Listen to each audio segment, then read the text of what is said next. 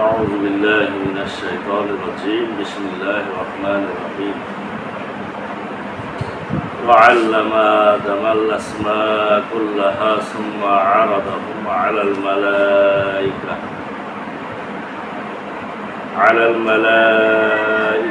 فقال أنبئوني بأسماء هؤلاء إن كنتم صادقين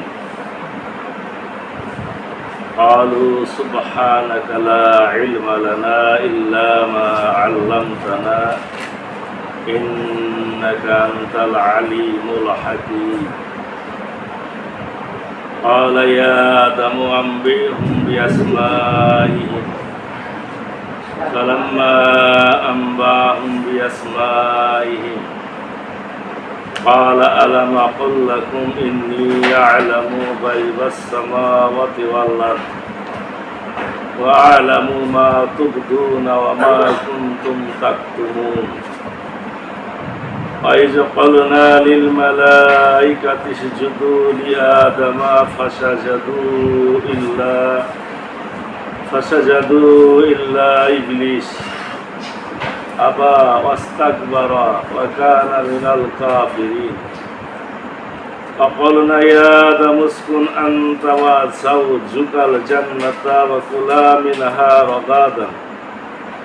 رغدا حيث شئتما ولا تقربا هذه الشجرة فتكونا من الظالمين فأزلهما الشيطان عنها فأخرجهما مما كان فيه فقلنا اهبطوا بعضكم لبعض عدو ولكم في الأرض مستقر ومتاع إلى حين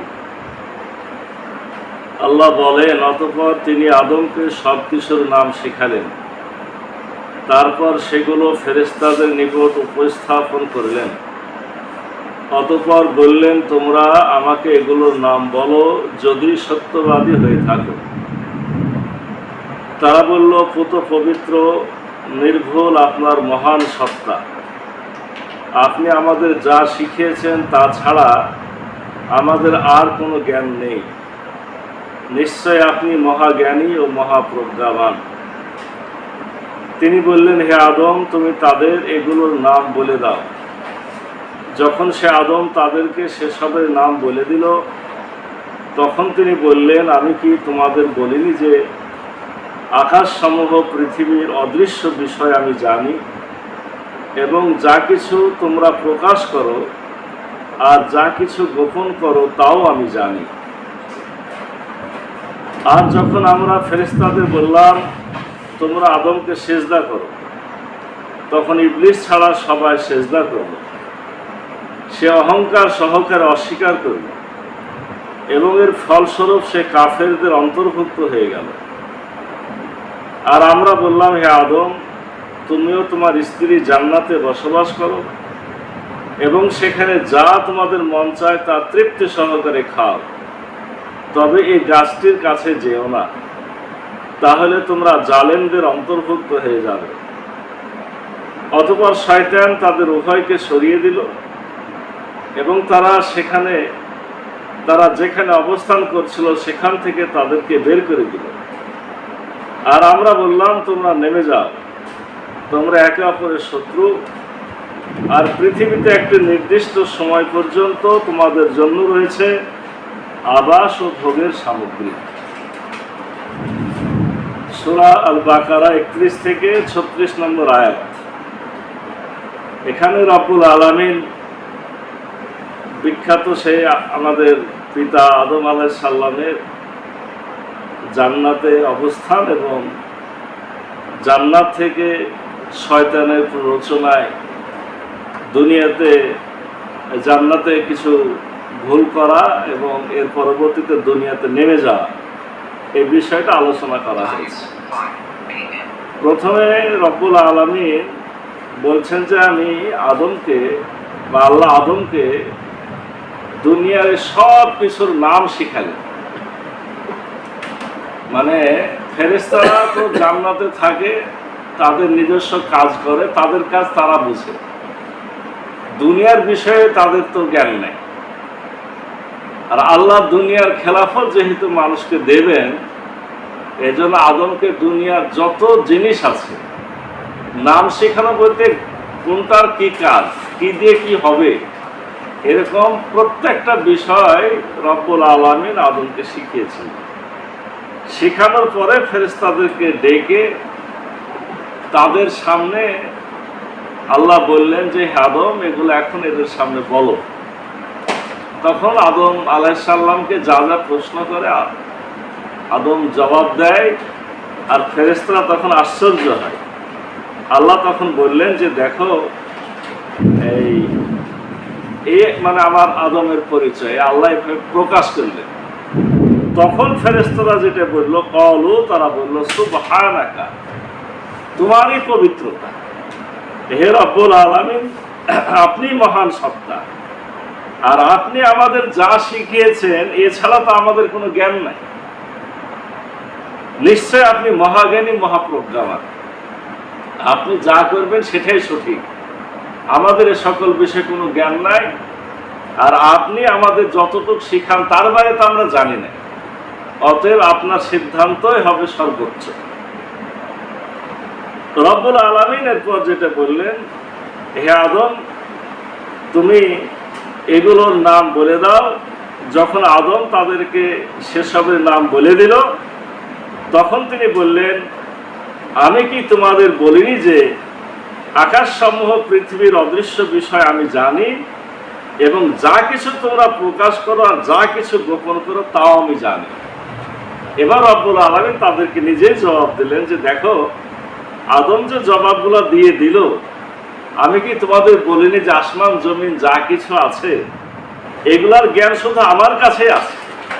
তোমরা যা কিছু প্রকাশ করো আবার যা কিছু গোপন করো আমি তাও জানি। এখন এখানে একটা কথা হলো যে এই বিষয়গুলা কোথায় ঘটেছিল। এই যে আপনার এই আদমকে জ্ঞান দান করা, আদমকে প্রশ্ন করা, আদমকে জবাব দেওয়া, এমনকি আপনার এই যে আদমকে সেজদা করা, এটা কি আমাদের একটা মানে এই বিষয়ে চিন্তা না করার কারণে মনে হয় যে বোধহয় সবই জান্নাতে। ব্যাপারটা তো তা না। আদমকে তো আর আপনার জান্নাতে তৈরি করা হয়নি। আদমকে কি জান্নাতে তৈরি করা হয়েছে? আদমকে দুনিয়ার উপরেই তৈরি করা হয়েছে। এবং অনেক মুফাসসিরের মত এটা যে আরাফার যে মাঠটা আছে, এই আরাফার ময়দানে আমাদের পিতা আদমকে তৈরি করা হয়েছে। এবং এই যত এই ঘটনাগুলো সব কিন্তু দুনিয়াতে, এরপরে তার শ্রেষ্ঠত্ব প্রমাণ করিয়ে তারপরে তাকে জান্নাতে নিয়ে যাওয়া।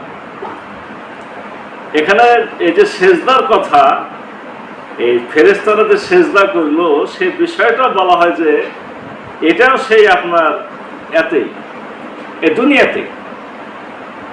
আর এরপরে 35 নম্বর আয়াতে আল্লাহ তখন আদমকে নিয়ে গেলেন জান্নাতে, জান্নাতে নিয়ে বসবাস করালেন। এবং জান্নাতে নিয়ে যাওয়ার পরে তো ওখানে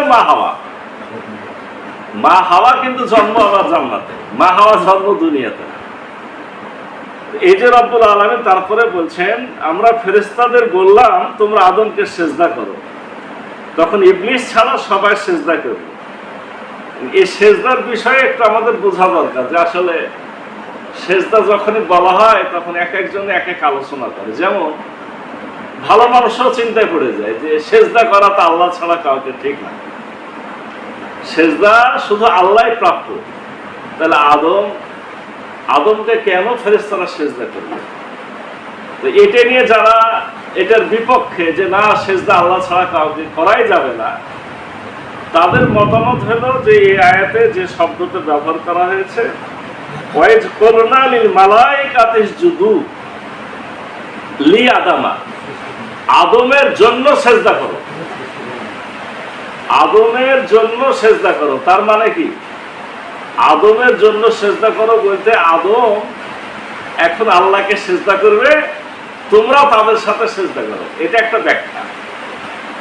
আর দ্বিতীয় ব্যাখ্যা যেটা সবাই বেশিরভাগ মত, সেটা হলো এই যে এটা সে সময়ের বিষয়, এটা গায়েবের বিষয়, এটা আমাদের দেখার অদৃশ্য বিষয়। সে অবস্থাটা কি ছিল, সেজদাটা কেমন ছিল, পদ্ধতিটা কেমন ছিল, এগুলো আমাদের জানা নাই। আমাদের শরীয়ত আমাদের যেভাবে বলেছে আমাদের সেভাবে চলতে হবে। এটা হলো দ্বিতীয় ব্যাখ্যা। এখন কথা হলো যে সেজদা আমরা যখনই করি তখনই কি দুটো সেজদা করি না, একটা কি করি, দুটো সেজদা করি। এই বিষয়ে যে কথাটা এসেছে সেটা হলো ফেরেশতাদেরকে আল্লাহ যখন নির্দেশ দিলেন সেজদা করো, ওখানে তো শয়তান হাজির ছিল। তো যে আমরা বলেছি গত দিনে যে 2,60,000 বছর ইবাদত করে সে ফেরেশতাদের সাথেই থাকতো। এখন সেজদা এটা তো আপনার আমাদের এই দুনিয়ার হিসাবের কোনো সেজদা না, এগুলো তো সব আমাদের সৃষ্টির পূর্বের সেজদা। তখন এই দুনিয়ার দিন ঘন্টা মাস কেমন ছিল আমাদের কিচ্ছু জানা নাই। একটা মতে এসেছে যে ফেরেশতারা যে সেজদাতে ছিল 500 বছর ছিল। 500 বছর সেজদা থাকার পরে তারা উঠল, উঠে দেখছে ইবলিস দাঁড়ায় আছে, সেজদা করে না। তখন ওরা আবার সেজদা করলো যাতে ইবলিস সেজদাতে মিস না খায়, আবার আমাদের দেখে যাতে সেজদাটা করে। আরো 500 বছর থাকার পরও দেখলো ইবলিস তখনও কি করেনি, সেজদা করে।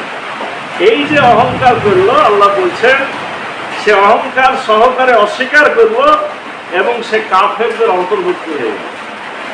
সেজদা না করাটাই হলো তার অহংকার এবং কাফের হয়ে যাওয়ার মূল কারণ। তাহলে এখন আমাদের চিন্তা করতে হবে আমরা যারা সেজদা করি আর যারা করে না। আল্লাহ রাসূল হাদিসে বলছেন বাইনাল আবদে ওয়া বাইনাল কুফরে তারকুস সালাত, যে ব্যক্তি সালাত আদায় করে সে ঈমানদার আর যে করে না সেই কাফের। কথাটা খুব খেয়াল করেন। আমরা বেনামাজি লোককে দাওয়াত দিতে যে হাদিসটা বলি না কেন, বললে তো আগেই বলে তো আমি তো কাফেরই হয়ে গেছি, নামাজ আর কি যাব। কিন্তু বিষয়টা কিন্তু এটাই। অতএব আমি আপনি যে নামাজে চলে আসলাম, আমার ঘরে কি দু একটা কাফের পড়ে থাকলো কিনা কি করা দরকার, একটু চিন্তা করা দরকার। সেজদা না করার কারণে এই জন্য যখনই আল্লাহর বান্দারা সেজদা করে তখন কিন্তু কাফের এই আপনার ইবলিস কিন্তু কান্নাকাটি করে যে এই সেজদার কারণে আমি কি হয়ে গেছি, না করার কারণে কাফের হয়ে গেছি। আর আমরা বললাম হে আদম তুমিও তোমার স্ত্রী জান্নাতে বসবাস করো। এবার বলা হচ্ছে যে আল্লাহ রাব্বুল আলামিন মরমর পাথরের খাপে করে ফেরেশতাদের ঘাড়ে নিয়ে আল্লাহ নির্দেশ দিলেন আমাদের পিতা আদমকে জান্নাতে প্রবেশ করানো হবে। জান্নাতে প্রবেশ যখন করানো হয়েছিল তখনকার ঘটনা বলা হচ্ছে যে আদম আমাদের পিতা কিছুটা তন্দ্রা মানে যে আমরা একটু তন্দ্রা ভাব থাকি, ঘুমো না বা চেতনও না, এরকম একটা অবস্থাতে ছিল। এই অবস্থাতেই রব্বুল আলামিন পিতাকে বানালেন মাটি দিয়ে, কিন্তু মা হাওয়াকে বানালেন কি দিয়ে, আদমের হাড্ডি দিয়ে, আদমের একটা অংশ দিয়ে বানালেন। বর্তমান যুগে এই যে ভ্রূণ সিস্টেম, মানে ভ্রূণ বলছি কি, একটা ক্লোন সিস্টেম, আধুনিক যুগে যে একটা জিনিস থেকে, একটা জীবন্ত কিছু থেকে কোষ নিয়ে অনুরূপ আর একটা জিনিস তৈরি করা, এটা ছিল রব্বুল আলামিনের সে সময় ক্লোন সিস্টেম। যে পিতা আদমের একটা অংশ নিয়ে মা হাওয়াকে বানালেন। এবার পিতা আদমের ঘুম ভেঙে গেল, তন্দ্রা ভাব ছুটে গেল, ছুটে যে সে কেমন যেন মনে করছে যে আমার কি একটা নাই, খুঁজছে। এই পাশে দেখছে যে মা হাওয়া বসে আছে। তো ফেরেশতারা বলল যে ইনি আপনার স্ত্রী হবেন, তবে আপনাদের বিবাহ সম্পূর্ণ হবে। তখন আল্লাহ রাব্বুল আলামিন নিজে প্রথম বিবাহটা আল্লাহ নিজে খুতবা দিয়ে কিন্তু বিবাহ দিয়েছেন। দুজন মানুষের ব্যাপারে বলা হয় যে আল্লাহ বিবাহ দিয়েছেন, একটা আমাদের পিতা আদম আর হাওয়া, আর আমাদের রাসূলের সাথে জয়নাব রাদিয়াল্লাহু আনহা। এটা আল্লাহ উকিল, এটা অন্য কেউ উকিলও না, কেন নাই। এইভাবে রব্বুল আলামিন জান্নাতে মা হাওয়াকে তৈরি করলেন এবং বলে দিলেন তোমরা এখন এখানে যা ইচ্ছা খাবে, এবং এখানেই থাকবে, তবে এই গাছটার কাছে যেও না।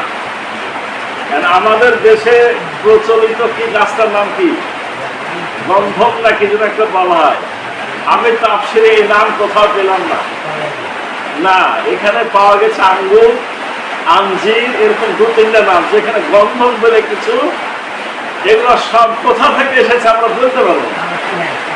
তো বেশিরভাগ যেটা আমি যে তাফসিরটা পড়লাম তার মত হলো গাছটা ছিল আঙ্গুরের গাছ। আঙ্গুর ফল খাওয়া তো নিষেধ না, কিন্তু এই ফলটা আল্লাহ রাব্বুল আলামিন বানিয়েছিলেন দুনিয়াতে পাঠাবেন তাই। জান্নাতে বসে এই ফলটা খাওয়া যাবে না। কেন যাবে না? জান্নাতে যত ফল আছে ওই ফলগুলা খেলে আমাদের পেশাবও হবে না, পায়খানাও হবে না। কিন্তু দুনিয়ার ফল খেলে পেশাব হবে, পায়খানা হবে। ওখানে যদি আঙ্গুর আমাদের পিতা মাতা খায় তাহলে তাদের পেশাব পায়খানার বেগ হবে। আর জান্নাতে তো পেশাব পায়খানা করার জায়গা নাই। অতএব এখানে খেলে দুনিয়াতে নামতে হবে। এই বলা হচ্ছে যে আঙ্গুর ফল খেয়েছিলেন আমাদের শয়তানের প্ররোচনায়।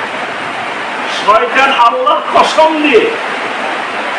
কসম দিয়ে বলেছে যে আমি আল্লাহর কসম দিয়ে বলছি, এই ফলটা খেলে তোমরা জান্নাতে স্থায়ী থাকতে পারবে, আর এই ফলটা না খেলে জান্নাত থেকে তোমাদের বের হতে হবে। এই উল্টা বুঝাই দিল এবং আমাদের পিতা আমাদের মাতায় ফলটা খেল। এরপরে আল্লাহ বললেন যে আমি নিষেধ করেছিলাম, তোমরা শুনলে না, অতএব এখন তোমাদের এখানে থাকা আর সম্ভব হবে না। আল্লাহ বলছেন শয়তান তাদের উভয়কে সরিয়ে দিল, তারা যেখানে অবস্থান করছিল সেখান থেকে তাদেরকে বের করে দিল। শয়তানের এই কথা শোনাটাই জান্নাত থেকে বের করার জন্য যথেষ্ট হল। তবে আমরা আগামী দিন শুনবো যে না, কখনো জান্নাত থেকে আল্লাহ বের করেনি। এরপরে তওবা করেছে জান্নাতে, তারপরে দুনিয়াতে এসেছে। আল্লাহ বলছেন আর আমরা বললাম তোমরা নেমে যাও, তোমরা একে অপরের শত্রু, আর পৃথিবীতে একটা নির্দিষ্ট সময় পর্যন্ত তোমাদের জন্য রয়েছে আবাস ও ভোগের সামগ্রী। আজকে এতটুকু থাক, যতটুকু শুনলাম বুঝলাম। আল্লাহ আমাদের সঠিক শিক্ষা গ্রহণের তৌফিক দান করুন সকলকে। আল্লাহ